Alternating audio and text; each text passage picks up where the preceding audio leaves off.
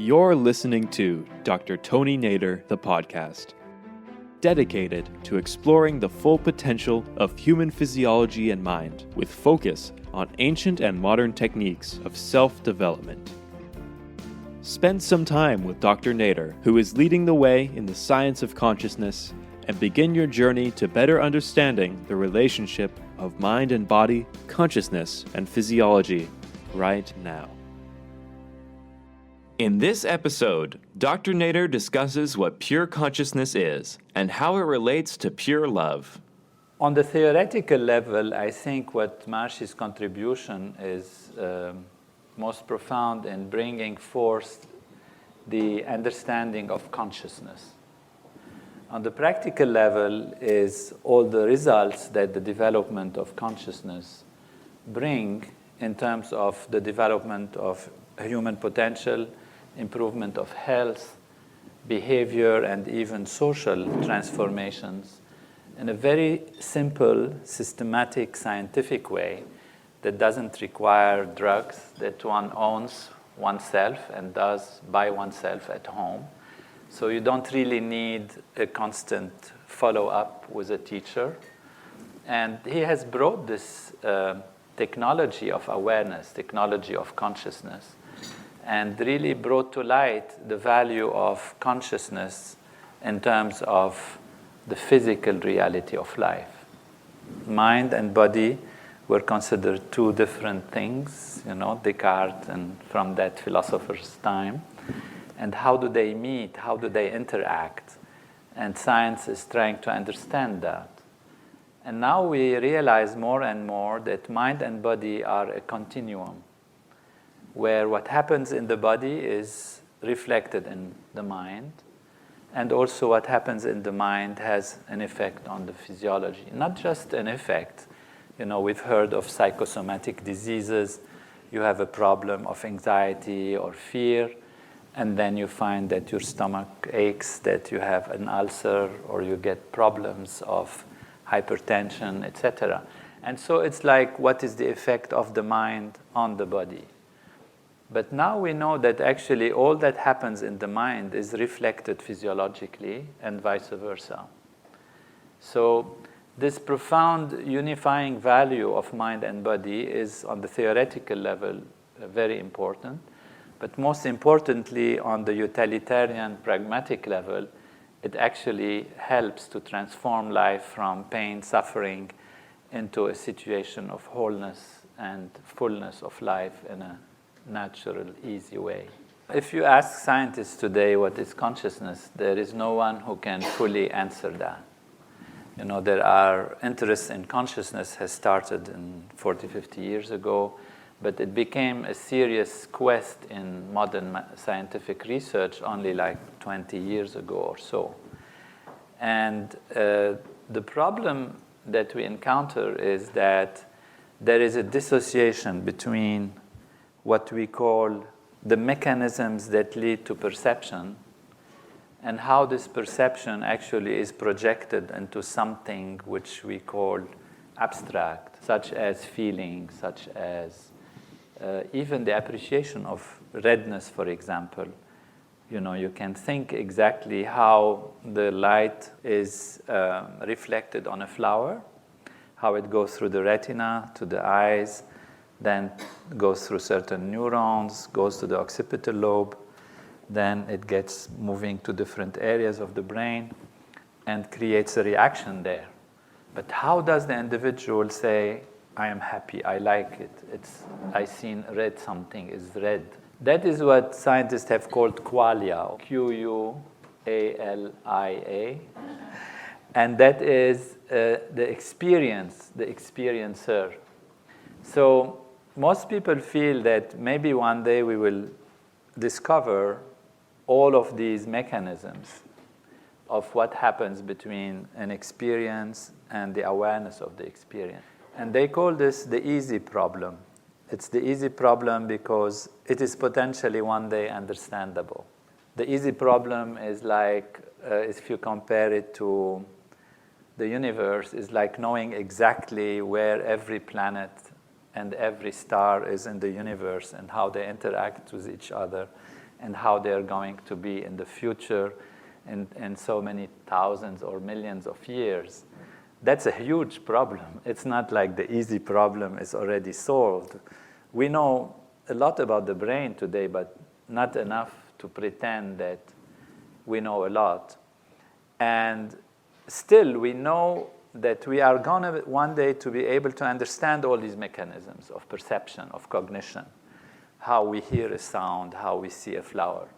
But we have no clue, or science has no clue today, about consciousness itself. Is it a screen on which all of these things happen? Where is that screen?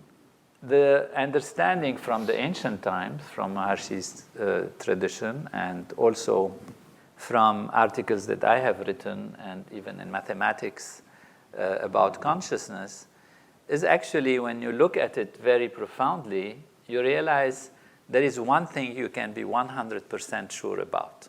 We can ask ourselves, can we be sure that the flower is made by molecules? Yes, in some level, because science says that. But what are the molecules made of? They're made out of atoms. What are the atoms made of? Elementary particles. What are the elementary particles made of? They're made of waves. That's what the science, the physics tells us. Vibrations in the fields, different fields. Electromagnetic field, field of gravitational forces, of strong force, weak force. And then they say, what are these made of? Where do they come from? And then scientists have discovered that actually they come from a more unified level of fields, ultimately being a field of pure existence, which scientists call the unified field of all the laws of nature. So when we look at the flower, or we look at anything or any event, we are looking at it from a certain angle, certain point of view, a certain perception. We are not sure, for example, that the bat sees the flower the same way as we do, because bats, for example, don't have eyes. They have kind of eyes, but they don't use the electromagnetic field. They use sound waves. So they project like a radar. The sound goes to the object and gets reflected, goes back to their detectors, and then they're feeling the sound, the vibration that things are there. What is the essence of things? What is real? And in fact, this is a problem in philosophy and science for hundreds of years, even thousands of years. Ultimately coming to the conclusion that we cannot really know things in their essence. We can know things as they appear to us. But there is one thing we can, as human beings, be absolutely sure about. And that is we are conscious. We are aware. We are conscious. We know we are conscious. We can be sure of our own awareness because everything projects on our awareness. But the body changes, the physiology changes, the environment changes. And, for the existentialists and all the philosophers, it's a field of change, and some of them call it a field of constant death to dramatize things. So the relative is a field of change, constantly changing. Even you look at a stone, it looks the same, but its molecules are changing, its atoms are changing all the time, and its electrons are moving. So it's never the same, really. It's always a field of change. There is one area which is always there with us as humans, is consciousness.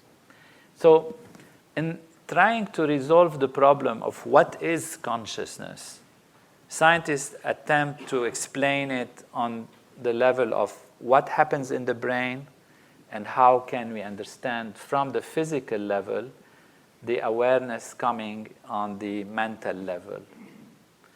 And they are not finding any clue. So if you want to answer what is consciousness in science, today there is not even a hint, not even an idea. People try to say it's quantum mechanics, it's something, but it's all theories, and there is not one idea of what is consciousness. On the other hand, what is the physical world that we live in? What is it made of?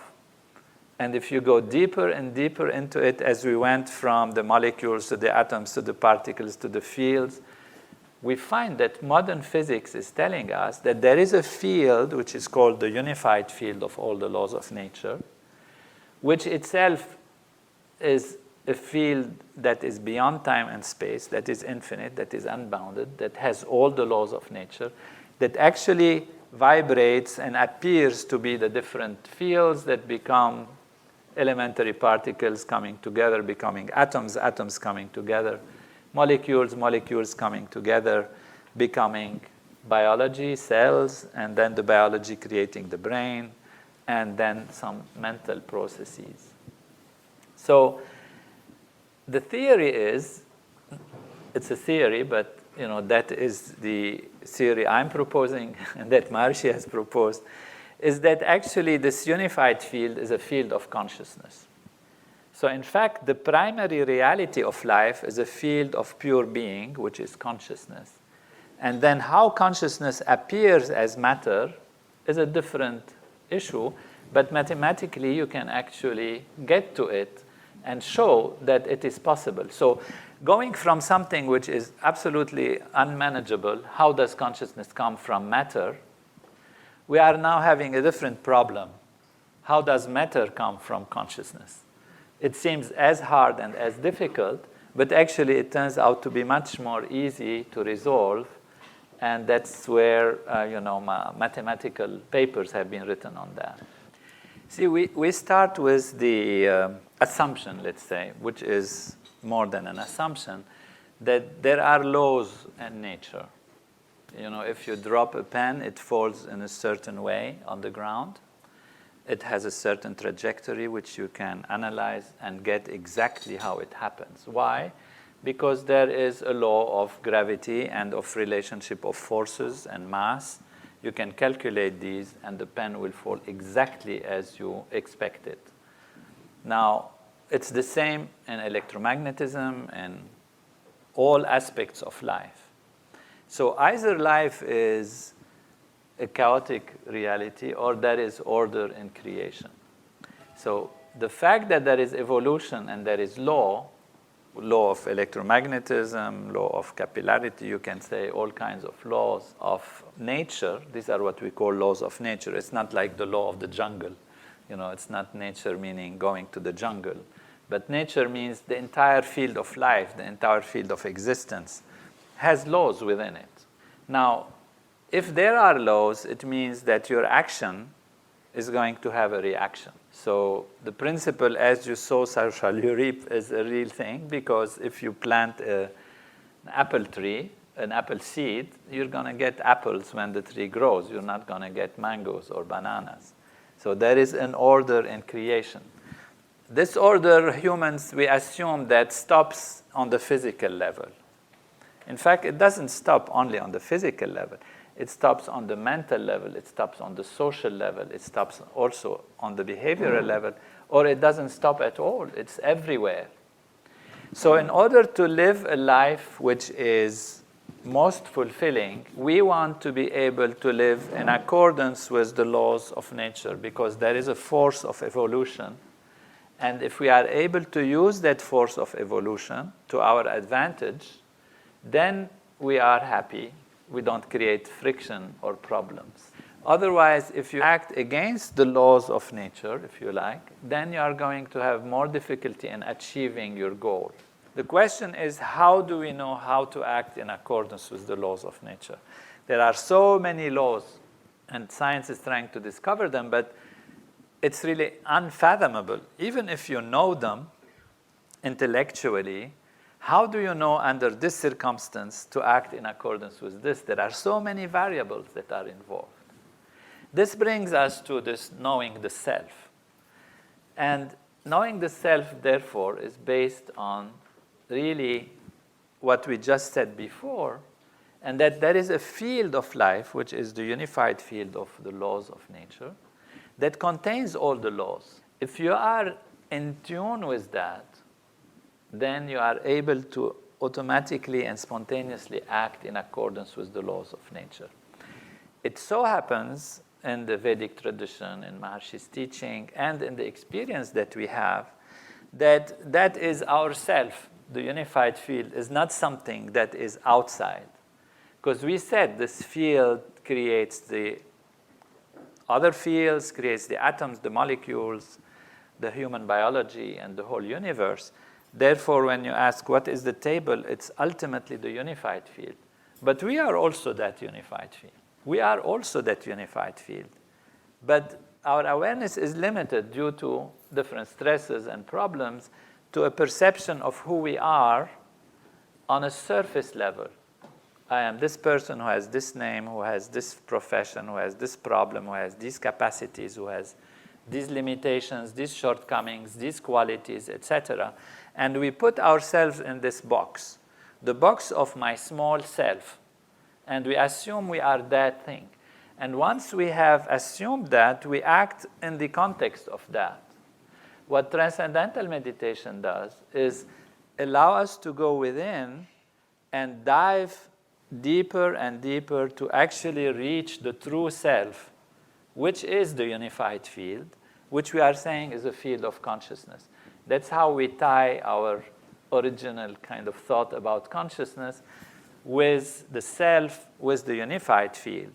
So going back to the self is going back to the self of everything and the self of everyone. Why? It's the unified field. It's the same, one self. What do you get by going through that? These are the practical benefits. But before we get to the specifics, at least what you get is to know yourself. You know, this wisdom, know thyself, has been there since time immemorial, since the Greeks and before.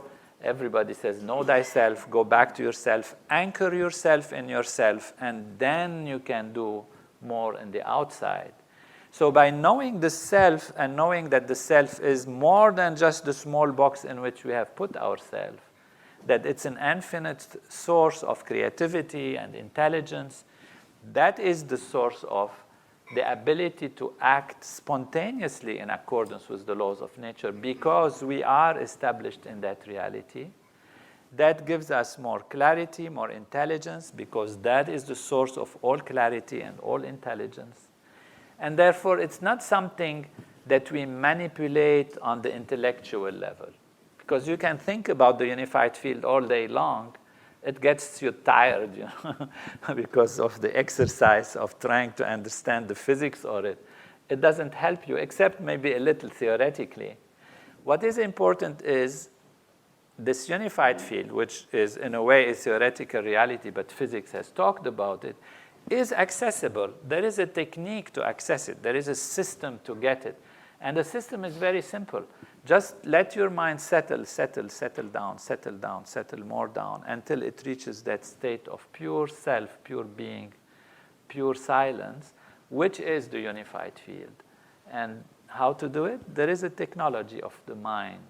So knowing the self is the most important thing one can do, even on a theoretical level, to achieve fullness of life, wholeness of life, happiness in life. The interesting thing about us human beings is that we can say a product of evolution. We can look at it in different ways, or of creation, or whatever.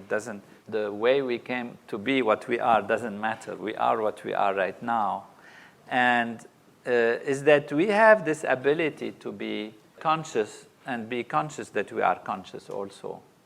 So the brain is a machine, you know, that actually reflects the structure of natural law in such a way that it allows us to experience these values, these higher states of consciousness. And how does it do it? It does it by having many processors, if you like. You can think of the brain as multiple processors. You have a place where you have the analysis of hearing, a place for seeing, you have a place for feeling, you have a place for anticipation of the future, you have a place for memory, you have a combination of places for memory, actually, and then appreciation of distance, appreciation of depth, you know, all of these things. And you have a place where it recollects things from the past, puts them into the knowledge that you have learned, so that to check what am I going to do in the future, such as in the frontal lobes. You have a fact-checking side, which is more the right frontal area. You have an interpreter side, which is sitting there interpreting things so it makes sense for us, what we're doing, because sometimes we do things, and then actually the brain afterwards starts interpreting why we did it. There is research like this, very interesting, which shows that we decide to do something, and we think we have consciously decided it, but the body had already made the decision, and then there is in the brain someplace, which is called the interpreter, that comes along later and interprets why you have chosen something.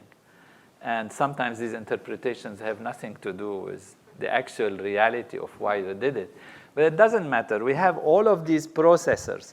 Imagine you have thousands of computers. That's what the brain is like, with chips, if you like, but they are interconnected. Now, when one is stressed, when one is tired, when one is facing potential danger, there are mechanisms in the brain that shut down other things so that you defend yourself, fight or flight response. And that also activates the body, because the body has to act. The body has to be ready to fight or has to be ready to run away. And these mechanisms, therefore, are intimately interconnected. Now, under stressful situation, there are things that happen. But if one has accumulated stress throughout life, you are actually blocking the interconnection between these different parts of the brain.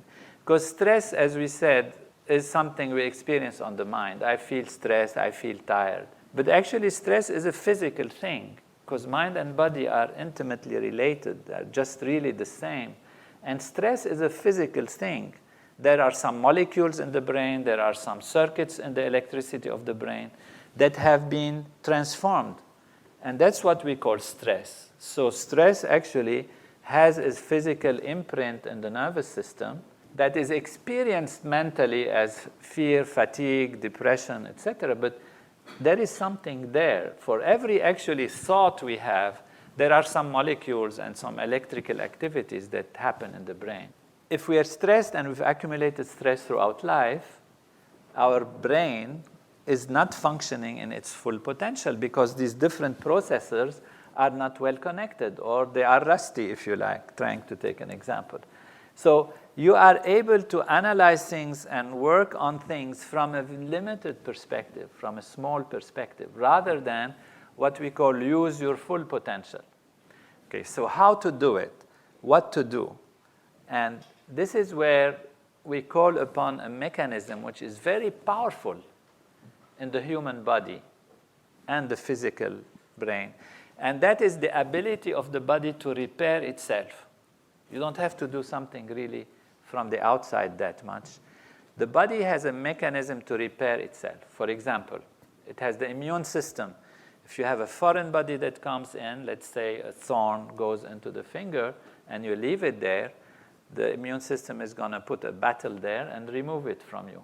If you have a bacteria that comes or a virus, the body attacks it and removes it. If you are tired, what do? You don't try to pull the tiredness out of your muscles, somehow pushing them away. What you do is you rest. When you rest, the body automatically repairs itself. It's part of the system. That's how it's built. But you have to really give it a chance. If you're running and you don't rest, if you're tired and you don't sleep, you are exhausting your system. People who don't sleep, ultimately, they can die. If they don't have enough experience of deep sleep and dreaming, actually die. You can die from not sleeping. You can die from exhaustion also. So the body needs rest in order to remove tiredness and fatigue. In transcendental meditation, the rest that is gained, because the mind settles down, becomes more and more quiet, is much deeper than the deepest sleep. That is also proven and studied scientifically on all kinds of parameters of the physiology. So when you're giving the body this deep rest, it's going to use its mechanisms of repair automatically. And this time, it's going to repair not just the superficial fatigue of the muscles, but much deeper fatigue, which we are calling stress. So it's going to readjust the system and clean up the system. We have to give it a chance. That's why regular practice of meditation is very important, because that is how you rejuvenate yourself. See, when we go through a day, we don't have only physical fatigue. We have mental fatigue because of strain on the mind or deceptions, but also if we have excitation of some positive things sometimes, they can leave a mark on the system. So to reboot the system, it's like you have a computer, and if you overload it with different softwares and programs, suddenly it goes nuts. And what can you do? Most of us know, you just turn it off. You turn the computer off, it reboots and reorganizes itself, because there were so many conflicts of programs and software and all of that. That happens to us humans. Do we not need to reboot a little bit? So happily, we can reboot through sleep, which is wonderful. But there is a different and deeper way to reorganize ourselves, and that is what transcendental meditation gives us. Once you have cleaned up the system, then this frontal lobe, this occipital lobe, parietal lobe, this part of it, this lower part, upper part, subauricular part, this part, they kind of are activated and awakened and cleaned up. It's a time of cleaning up. And now they talk to each other more. And when they talk to each other more, you have much more processing power. Now, if you have a problem, automatically the brain processes it. You don't even have to be thinking too much about it intellectually, but automatically you process it in a positive way, in a clear way, in an evolutionary way. And that's how it gives you more happiness, because happiness is also to grow, to progress, to achieve one's goals. So established in the self means having a brain that is clear from interferences, because we are saying these interferences are foreign to us. So they're not us. That is why the relationship between the self and the non-self. The non-self is stress, is tiredness, is fatigue, is rustiness in the brain, is all of this. These are the stresses. They are not us. So going back to the self actually means going back to the normal, natural functioning of the system that we have, and therefore the ability to achieve more, to be more, and to be more creative and be able to progress in life in a direction of fulfillment. See, whatever we experience in our awareness has a reason or a meaning.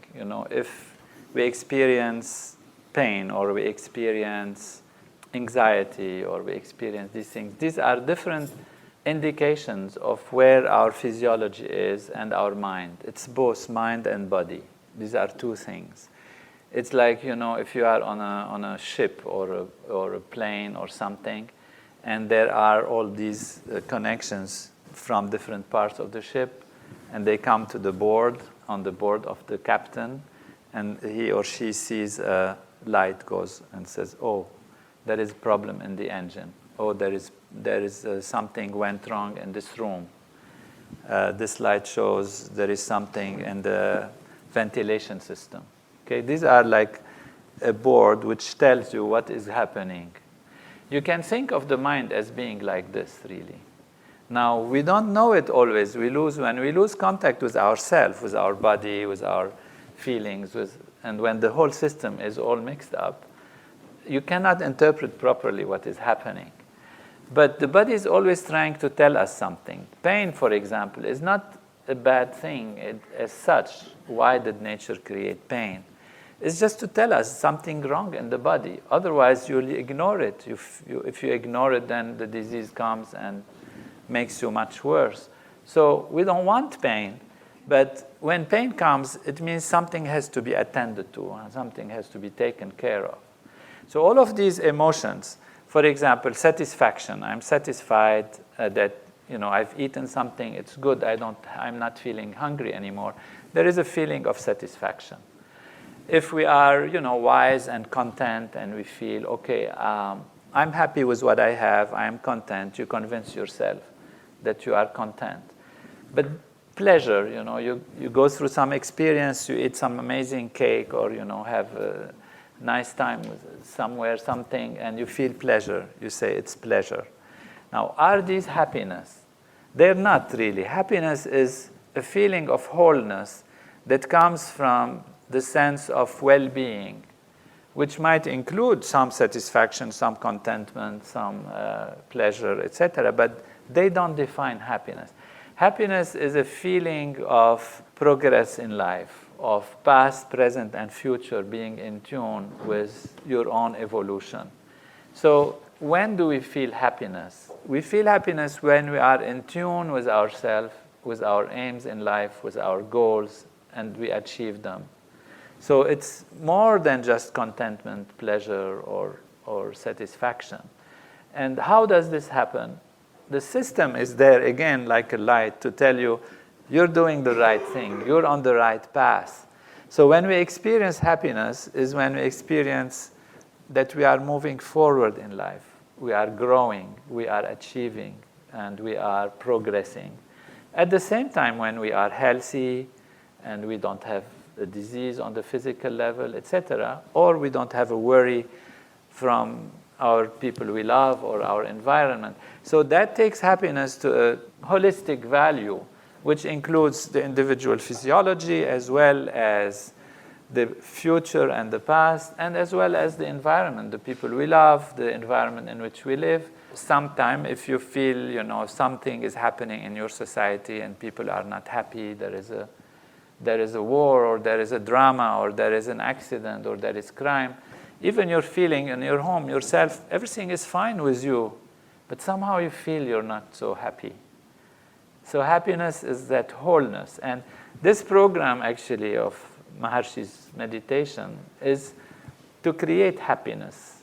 And the reason happiness comes on our screen, it blinks now, oh, we are happy, so all the engines are working well, all the systems are working well, is a mechanism by nature to tell us we are on the right path. And also because the ultimate nature of life is bliss. We talked about the unified field as being a field of consciousness, pure consciousness. And the ancient knowledge, and the way Maharshi brought it and the way we understand it, is that that field of consciousness, because it is fullness, because it is unboundedness, because it is all creativity, has a quality on the feeling level. That quality is that of bliss, of happiness. So when you are in tune with yourself, when you know yourself, then you act in accordance with the laws of nature, then you achieve more, and you experience happiness as a result. Thank you very much, Professor Doctor.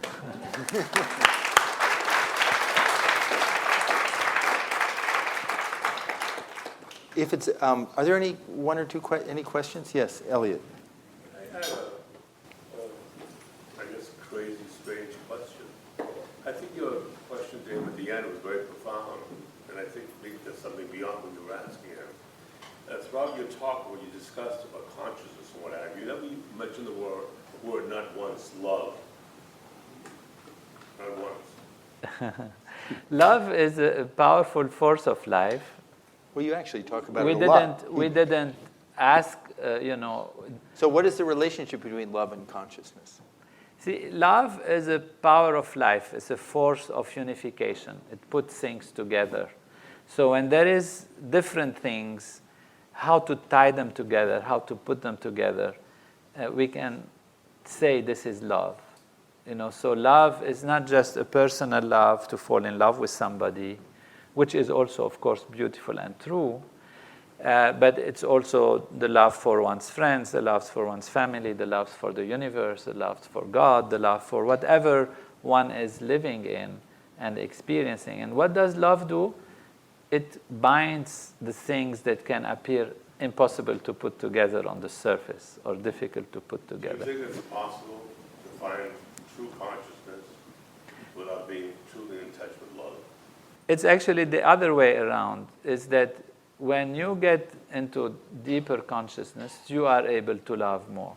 Yeah. Yes. Because to have love is to be able to appreciate things also. You have to appreciate something in order to accept, to be connected to it by a close bond. To appreciate something on the outside, you have to be yourself already clear and have, inner strength and stability and clarity in your thinking. So if you are stressed or tense and fatigued or worried about things, the potential to experience or express love is very limited. If you are much more rested and calm inside and strong within, then your ability to give and to bind and to connect is much deeper and much more.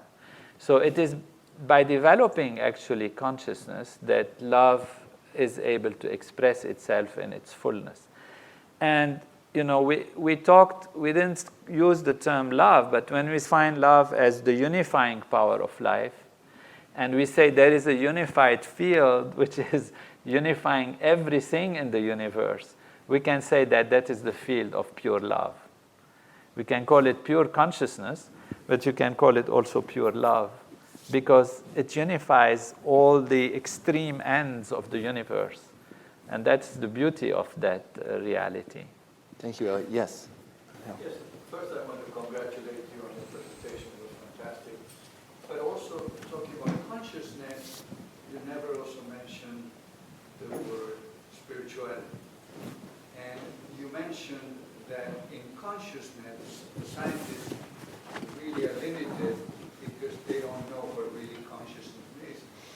Why don't the scientists explore spirituality to try to find more solutions, more understanding of that? I'm really delighted that these questions come up. The thing is, when Maharishi started the movement,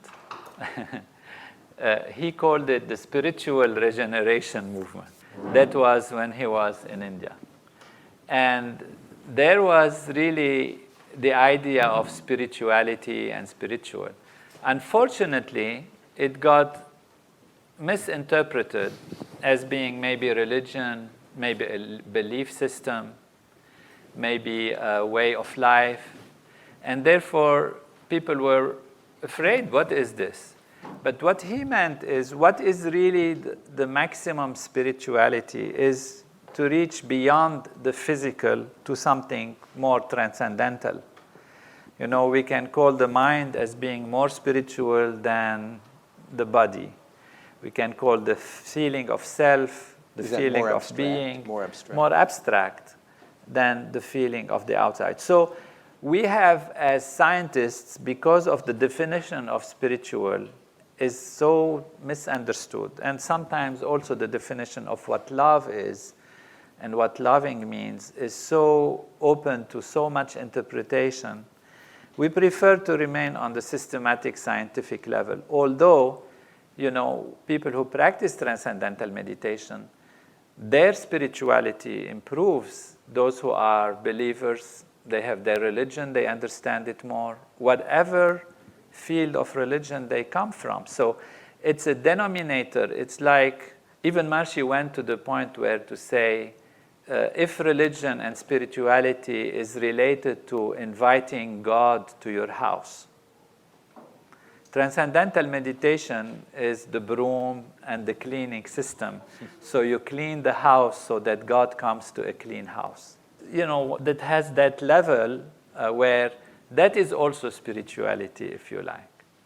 So it's really a definition, a term of definition. We do stay away from our side because, unfortunately, we would be labeled unfairly as not being scientific, because the field of spirituality is still seen outside of the realm of science. I would like to first start by thanking Dr. Nader for coming here. He lives in Paris and came over here for some other work, but really one main reason was to come and be with us here this evening and answer some of these questions and really take, I think what I love about it is taking this whole realm of working with under-resourced populations to this highest value of cosmic consciousness and unboundedness, and seeing that there's a continuum, seeing that there's a practical application for anyone and everyone.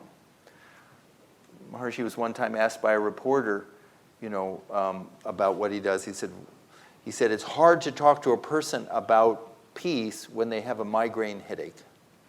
And so sometimes difficult to talk about some of these bigger issues when we have these pressing problems. And yet it's a wonderful thing to realize, because we're human, because this accesses a common unified field to all of us, that everything is influenced.